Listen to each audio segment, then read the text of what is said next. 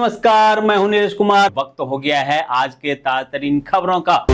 Uttar Pradesh police को 4 वर्ष बाद पुलिस महानिदेशक मिल गया है। जहां अभी तक कार्यवाहक पुलिस महानिदेशक के पद पर भूमिका निभाने वाले 1991 बैच के आईपीएस अधिकारी राजीव कृष्ण अब अस्थायी महानिदेशक के तौर पर नियुक्त कर लिए गए हैं। बिहार के भागलपुर की जीवन रेखा विक्रमशिला सेतु का मुख्यमंत्री सम्राट चौधरी ने बारीकी से निरीक्षण किया। निरीक्षण के दौरान उन्होंने अधिकारियों को स्पष्ट निर्देश दिए कि अस्थायी व्यवस्था के तहत यथाशीघ्र आवागमन बहाल किया जाए। उन्होंने आगे जानकारी दी कि वर्तमान सेतु के 3 स्लैब में क्षति और स्क्रैच पाए गए। इन स्लैबों को हटाकर नए स्लैब लगाए जाएंगे। मुख्यमंत्री ने आगे कहा, मरम्मत और पुनर्निर्माण के बाद विक्रमशिला सेतु पहले से अधिक सुदृढ़, सुरक्षित और अत्याधुनिक स्वरूप में तैयार होगा। दिल्ली के साकेत हादसे में बड़ी कार्रवाई की गई है, जहां सरकार ने एमसीडी के जेई और एई को सस्पेंड कर दिया। बता दें कि इस हादसे में 5 से ज्यादा लोगों की मौत हो गई थी। केंद्रीय राज्य मंत्री रवनीत सिंह बिट्टू ने अमृतसर में अपने हालिया विवादित बयान को लेकर सार्वजनिक रूप से माफी मांगी और कहा कि उनका किसी भी समुदाय, वर्ग या धर्म की भावनाओं को आहत करने का कोई इरादा नहीं था।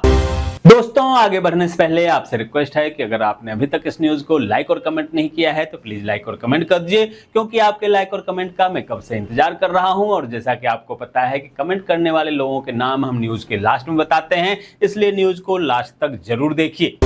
भारत और अमेरिका के बीच ट्रेड डील को लेकर बड़ी बातचीत आज से दोनों देशों के बीच होगी, जो 4 दिनों तक चलेगी, जहां नई दिल्ली में होने वाले इस बैठक में अंतिम फैसला लिया जाएगा। भारत और ओमान के बीच व्यापक आर्थिक साझेदारी समझौता आज से लागू होने जा रहा है। इस समझौते के बाद भारत को ओमान के बाजार में लगभग पूरी तरह से शुल्क की मुक्ति मिलेगी, जिससे टेक्सटाइल, इंजीनियरिंग, ऑटोमोबाइल, दवाइयां, कृषि और जेम्स एंड ज्वेलरी जैसे सेक्टरों को बढ़ावा मिलेगा। भारतीय जनता पार्टी ने आज राजधानी दिल्ली स्थित भाजपा मुख्यालय में एक महत्वपूर्ण बैठक बुलाई है, जिसमें सभी राज्यों के बीजेपी अध्यक्ष शामिल होंगे। बैठक की अध्यक्षता राष्ट्रीय अध्यक्ष नितिन नवीन करेंगे। इस दौरान संगठन महासचिव बीएल संतोष सहित सभी महामंत्री भी मौजूद रहेंगे। इस बैठक में मोदी सरकार के 12 साल पूरे होने के कार्यक्रमों की योजना पर चर्चा होगी। म्यांमार के राष्ट्रपति यू मिन आंग आज प्रधानमंत्री नरेंद्र मोदी के साथ नई दिल्ली में द्विपक्षीय वार्ता करेंगे, जिसमें दोनों देशों के ऐतिहासिक, सांस्कृतिक और सभ्यता संबंधों को और मजबूत करने पर चर्चा होगी। लोकसभा में विपक्ष के नेता राहुल गांधी आज राजस्थान के पुष्कर पहुंचेंगे, जहां वे तिलौरा स्थित रिसोर्ट में आयोजित कांग्रेस के 10 दिवसीय राष्ट्रीय चिंतन शिविर के समापन कार्यक्रम को संबोधित करेंगे। मध्य प्रदेश में राज्यसभा चुनाव को लेकर राजनीतिक सरगर्मियां तेज हो गई है, जहां बीजेपी तीसरी सीट के लिए कांग्रेस के उम्मीदवार पर पैनी नजर रखे हुए है। कांग्रेस के प्रत्याशी के आधार पर भाजपा अतिरिक्त उम्मीदवार उतारकर मुकाबले को रोचक बना सकती है। वहीं कांग्रेस ने क्रॉस वोटिंग की चिंता शुरू कर दी है और चुनाव आयोग से शिकायत करने की भी बात कही है। पश्चिम बंगाल में मंत्रिमंडल विस्तार की तैयारी पूरी हो चुकी है, जहां मुख्यमंत्री शुभेंदु अधिकारी ने रविवार को घोषणा की कि राज्य सरकार में 35 नए मंत्री शामिल होंगे, जिन्हें आज राजभवन में शपथ दिलाई जाएगी। राजस्थान के उदयपुर में एसीबी ने ESIC branch manager Sandeepa Bohra को 10,000 रुपए की रिश्वत लेते रंगे हाथों गिरफ्तार किया। आरोपी अधिकारी एक्सीडेंट क्लेम पास कराने के बदले 50,000 रुपए रिश्वत मांगी थी।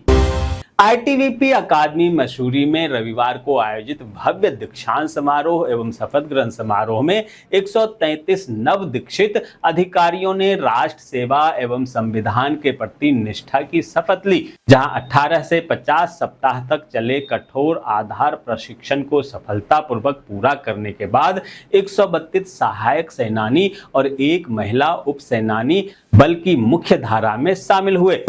झारखंड के गोड्डा के हनवारा थाना क्षेत्र के विभिन्न गांव में पिछले कई दिनों से बिजली आपूर्ति ठप है, जहां लोगों की परेशानियां बढ़ गई है। यहां तक कि लोग मोबाइल चार्जिंग के लिए भी तरस रहे हैं। वहीं ग्रामीणों ने कई गांवों में वर्षों से खराब पड़े सोलर जलमीनार से अब मोबाइल चार्जिंग का काम शुरू कर दिया है, जहां जलमीनार से जुड़े सोलर पैनल अभी बिजली उत्पन्न करने में सक्षम है, जबकि जल आपूर्ति बाधित है। एनसीएल में अप्रेंटिस के लिए 1607 पदों पर भर्ती निकली है। उम्मीदवार 15 जून तक आवेदन कर सकते हैं। अधिक जानकारी के लिए एनसीएल की आधिकारिक वेबसाइट देखें।